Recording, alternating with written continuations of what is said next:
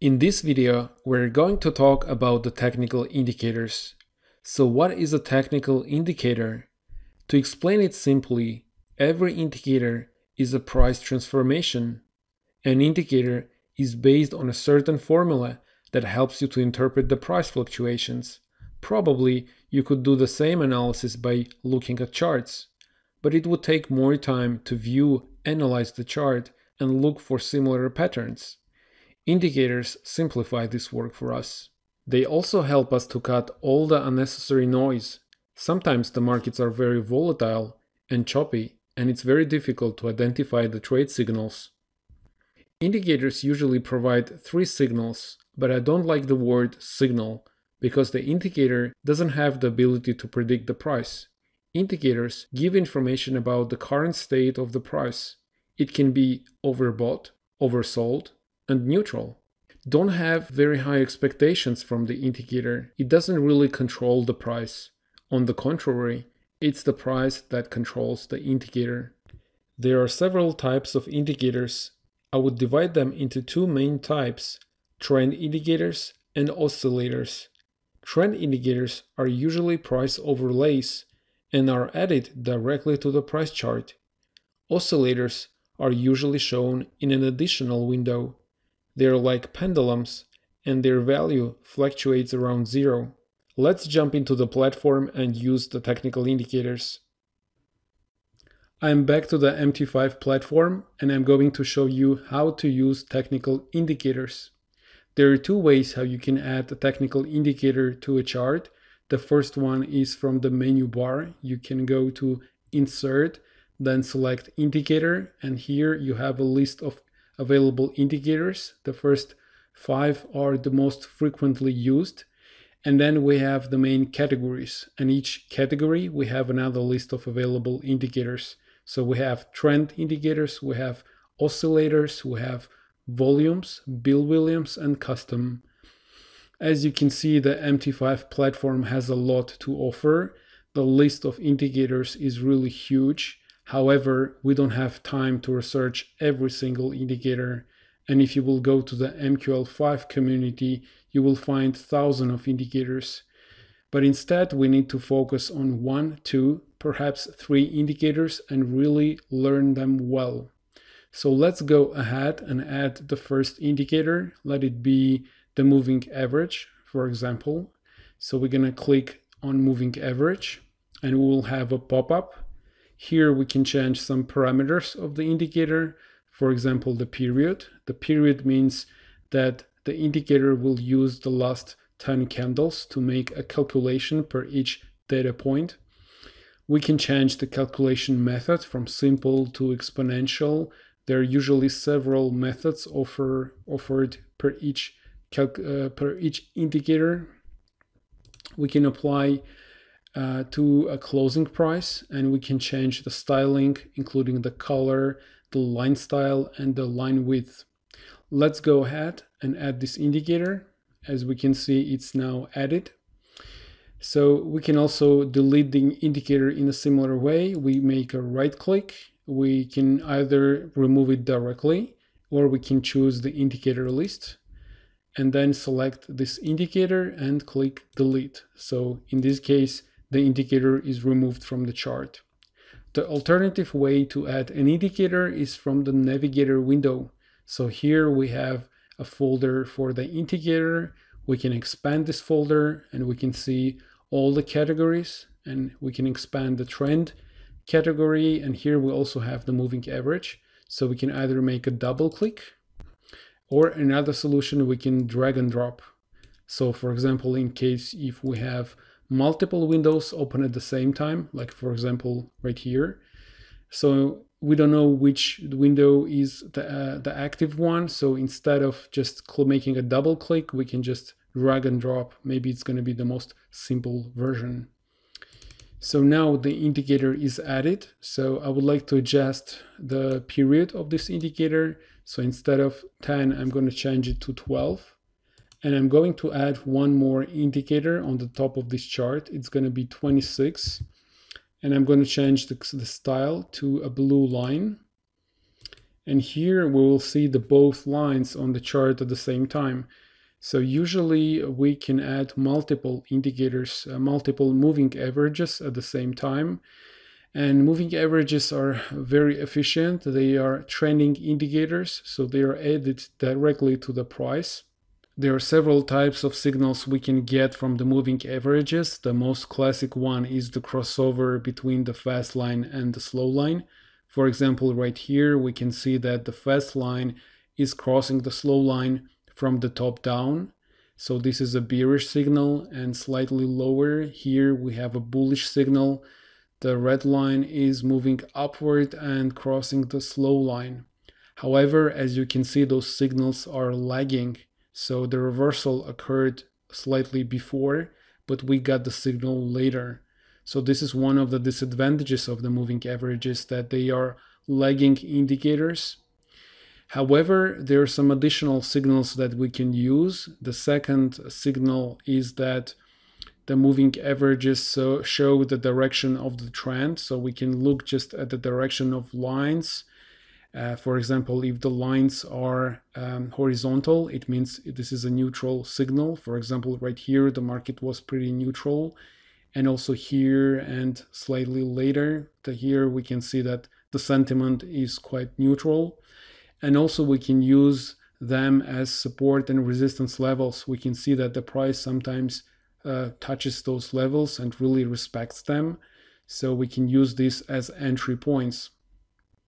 Now I'm going to add one more indicator to the chart, and this time it's going to be the oscillator, the MACD. It's also very popular and widely used by many traders. So let's add it to the chart. And it has several parameters, 12, 26, and 9. It's based on the exponential moving average. So let's add it first. And now I'm going to modify the existing moving averages, and I'm going to change the calculation method from simple to exponential so that it matches with the MACD. Okay, now it's done.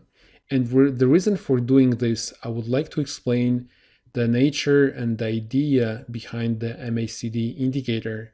So the MACD is actually based on two moving averages with periods 12 and 26, and it shows the difference between two moving averages. So we have these gray bars and we have the red line. The red line is just a moving average of these gray bars, but the gray bar shows the difference between those two moving averages. So in case if we have bigger distance between the moving averages, the bars becomes much bigger. And in case if there's a crossover, the MACD turns positive or negative. So instead of looking the crossover between the moving averages, we can just have a look at the MACD and we can see if it turned positive or negative. So this is the first signal of the MACD, but it also has a lot of additional signals. So for example, we remember that the crossover on the moving averages was quite lagging. For example, here we had the bullish crossover, but the reversal occurred earlier. So instead of using this crossover, we could use the crossover on the MACD that occurred before. And here we actually had an excellent signal. So this is the second signal that we can use on the MACD. However, we have to take into account that this is more sensitive. So sometimes we can have false alerts. For example, right here. Here we also had another crossover, and this was the bearish signal, and it actually was quite good. But we had also one false alarm. So maybe one of the solutions to avoid the false alarm is actually to wait a certain strength of the trend. So when the MACD is very close to zero, it's not a very good signal, like in this case, or for example, when we have signals right here, this is a very mixed signal, like the bars are not really long. But in case if we have very long bars and we have the crossover, this is a very good sign. Well, I don't like to say the word signal. I like to say the sign of overbought or oversold market. So here we had a very good sign of the oversold market. And actually we could see that it was followed by the correction in the market. And in addition to this, we also have some other additional signals. For example, we can look at the length of the bar and at their size and at the length. Like for example, here we can see that the bars are really long, and it means that the underlying trend is very strong. And if the trend is actually existing for a while, we can see that we had multiple negative bars for a very long time. So this means that the trend was pretty strong. And one more feature of the MACD is the signal, which is called divergence. So you have to look for two consequent highs or two consequent lows on the chart and match them with the lows or highs on the MACD. For example, here we have two lows on the chart, and we can see that it didn't match with the lows on the MACD. So if I connect the lows on the MACD, it has an upward direction. We can see that the direction of the line is different from this direction. This is a downward looking line. So there's a divergence, there's a difference between those lines. And this is also a sign of the oversold market. So here it doesn't necessarily mean that this is a good buying opportunity, but it means that it potentially can be a good buying opportunity. Let's look for some other signals. For example, we can look for some other divergences. It's actually quite strong signal in my opinion, and it doesn't occur very frequently, so we really have to wait for it. For example, here I already had some lines prepared. I can show them. Okay, so here there's divergence between those lows and the lows on the MACD. So here we could actually see that this is a sign of the oversold market. However, we didn't see any correction, but we could see that there was a market consolidation. So sometimes when the market is overbought or oversold, it doesn't necessarily mean that the market will reverse completely. Sometimes we can have accumulation of the energy, and then it might occur, the trend might continue in moving in the same direction. And this is what happened. We had the signal of the oversold market, and then we can see that the market continued when the market was no longer oversold, it continued moving in the same direction. And further, we had one more divergence between the highs. Well, maybe it's not perfect this time, but still there's a certain difference between those lines. Not really perfect, but still it's showing that the market is very oversold. So I recommend you to open the platform, to add the MACD indicator, and to look for several signals for the crossovers and also for the divergence signals. Try to find 3 bullish and 3 bearish signals, and I think it will help you to practice and master this indicator. Let's move forward. I would like to show you one more indicator. So it's going to be, this time it's a relative strength indicator. So let me add it to the chart. I'm going to remove the MACD, and I'm going to remove the moving averages as well. So let's remove them. Okay, and this line is removed as well. So RSI is also an oscillator. By default, the period is equal to 14 candles. So it means that every candle uses 14 previous bars to calculate the value. I would like to explain you one important idea, that sometimes it's very hard to find the perfect period. And here we can see that sometimes the MACD reaches the level of 70, so it fluctuates around 50. If it reaches 70, it means that the market is overbought. And if it reaches 30 or below 30, it means the market is oversold. However, we can see that sometimes it's actually works pretty well here. We can see that here the market was overbought, and here it was almost oversold. Here we had also a very good sign that the market was oversold. But sometimes it might not be perfect. So in certain cases, like let me change the currency pair, for example, for the New Zealand dollar. Okay, as you can see, it's not reaching 70 and not reaching 30. So in certain cases, we have to try to modify the indicator, and we can do it manually. For example, I will just change it to 12 instead, and I will see if it matches with the charts.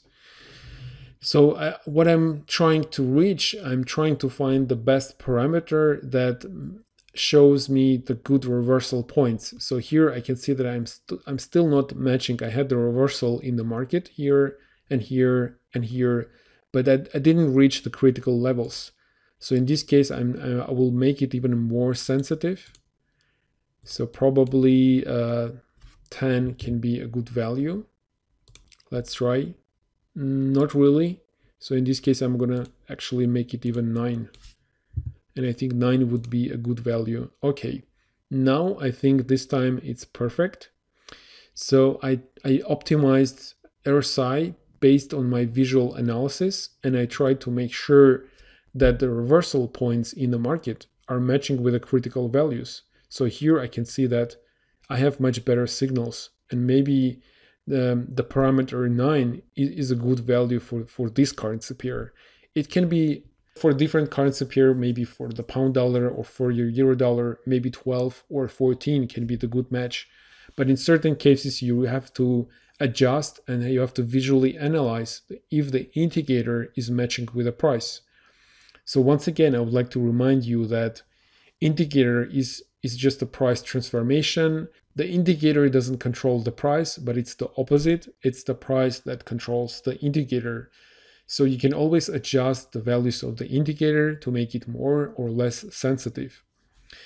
And in a similar way, you can pick up any indicators that you like. There are quite many. So I demonstrated you the MACD, the RSI, and the moving averages, but the MT4 and MT5 platforms has a lot to offer, and I advise you to check different indicators and try to understand how they work. I can also recommend you to use indicators of different types. For example, you can try to add a trending indicator. For example, it can be a Bollinger Bands. And in addition to this, you can also add one oscillator. So for example, it can be stochastic. And in addition to stochastic, you can also use a volatility indicator. So you can try to combine indicators of a very different nature. Here I have a trending and volatility indicator. So Bollinger Bands is a moving average with a period of 20. And the upper and the lower bands are just standard deviations from the moving average. So that's why it's kind of, it shows, it also like has multiple purposes. It can be used as a support and resistance levels. It shows the direction of the trend. So it shows the volatility, like in case if the lines are approaching, it means there is volatility is decreasing, and maybe in the future we might have more volatility. So we can trade from the upper or from the lower band. And at the same time, we can combine it with an oscillator, or we can combine it with another indicator that has a completely different nature. So in this case, I tried to use the MACD. So MACD is an oscillator, but it also has multiple purposes. I think MACD can be used independently from other indicators. You can just trade on the basis of the MACD. But for example, in case of the Bollinger Bands or the moving averages, if you add moving averages, it would be nice to add an additional oscillator. So it can be RSI or it can be a stochastic. So, and try to analyze and go really deep and try to analyze the behavior, find divergences, because on every indicator you can use those signals. So this concludes the part about the technical indicators, and I will see you in the next video. Thank you for watching.